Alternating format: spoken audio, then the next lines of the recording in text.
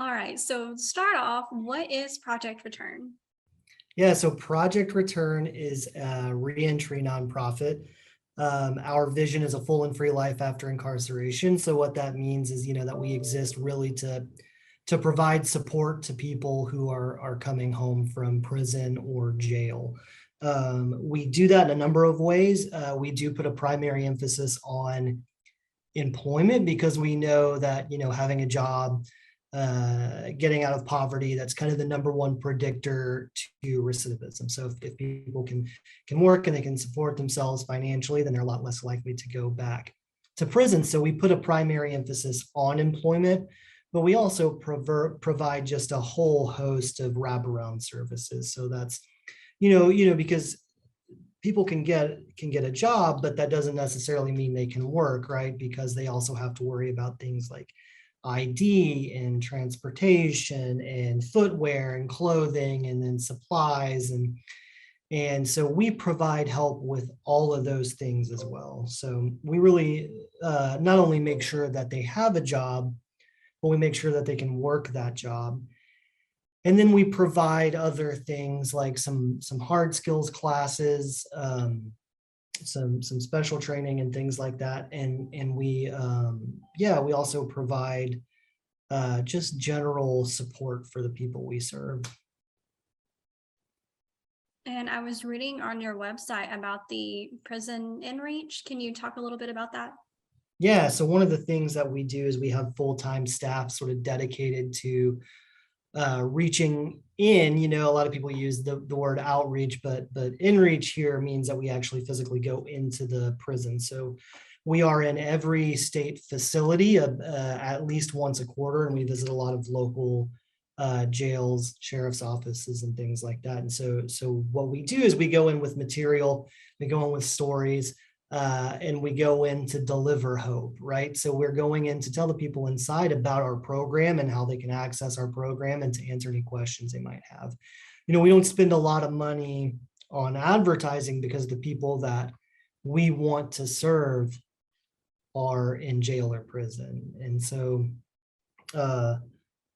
we just get inside these facilities and we deliver that hope. And how do you all raise funds to be able to do what you do? So there's a number of different ways. We get some state funding through state grants. We also have some private donors. We apply for private grants as well. We also run some social enterprises that generate some revenue that just sort of feeds back into the program. So our funding is really diversified. And that kind of leads to my next question. So what are some of your social enterprises? Okay, so we have two primary ones, right? Well, three, depending on the way you break it down. It's three. So one of the things that we do is we run a high quality staffing agency with our participants. So I tell our participants to sort of think about it as a staffing agency that is really there to serve the employee and not necessarily the employer, right? So we are really there to ensure that our participants, that these transitional employees are having a successful reentry and are getting the support that they need to get back into society and become a part of the community. And so we provide this high quality staffing agency where we partner with local businesses, and our participants provide, we provide staffing in the form of our participants. We provide all the transportation for those jobs. So we have a fleet of vans running the city, 24/7. We pick them up from home. We take them to work. We pick them up at the end of the shift. We bring them back home. We bring them their paychecks every week. We make sure that they got clothes and shoes and tools.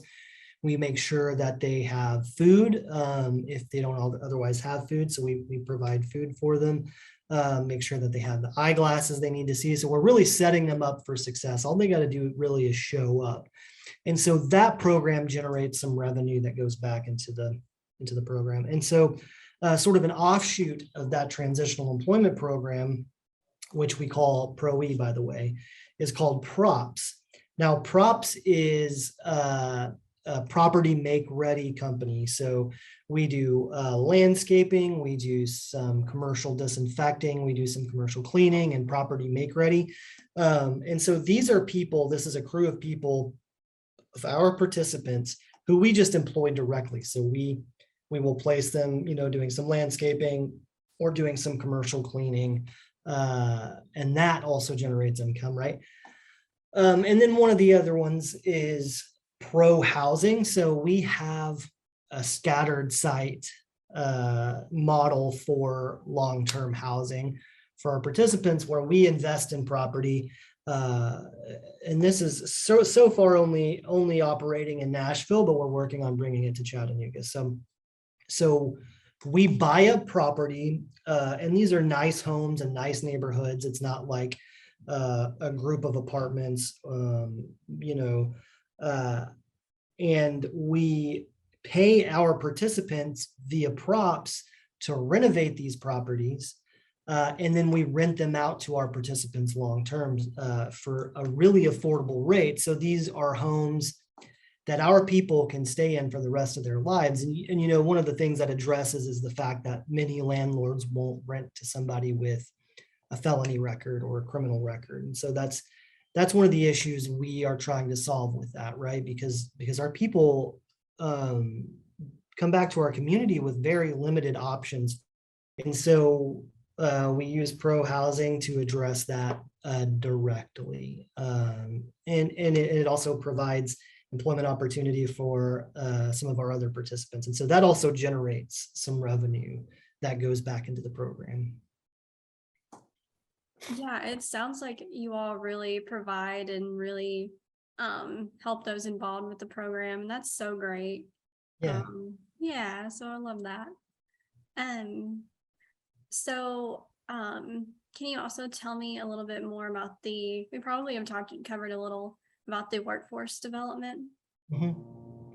Yeah, I think, Pro E covers a good portion of it. So we will get people jobs, right? So that's our game. Like if somebody comes in, they're coming home from prison and they want to work, they want to start earning an income, that's what we do. We will get them to work, whether that means helping them find a job with one of our referral partners, or whether that means supporting them on an independent search. But in a lot of cases, that means providing transitional employment directly ourselves. Now, our goal, one of the metrics we measure is transitioning from that transitional employment into long-term employment. That's what we want.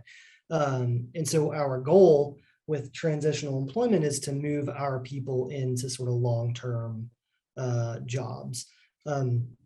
And now, so transitional employment ends up being a huge piece of it, but what we also do, again, is we have hard skills programs. So we teach a construction readiness class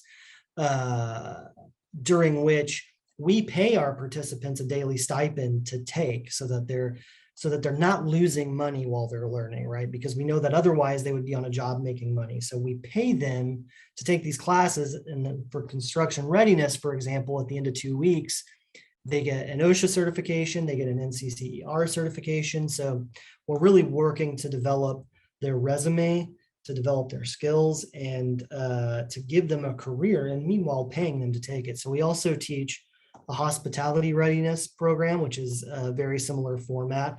And we're working on a CDL program that does the same thing. And we also teach, we'll be bringing a computer literacy class in, which will do much the same thing. So yeah, hard skills classes, transitional employment, we really sort of run the gamut there. Yeah, you do. And I love how you mentioned some of the things you're trying to bring in. I think that's really good too. Anyone volunteer to help you all with any of the programs or anything like that? Yeah, so one of the things that we use volunteer help for is that on Thursdays and Fridays, we do a day of resume development. So we will sit with participants individually. We'll do some practice interviewing.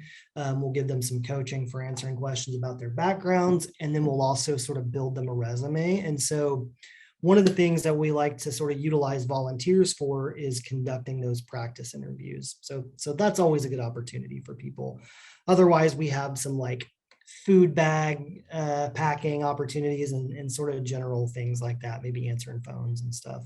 But as far as the programs go, we use sort of a internally developed curriculum, and we have people we pay to teach those things.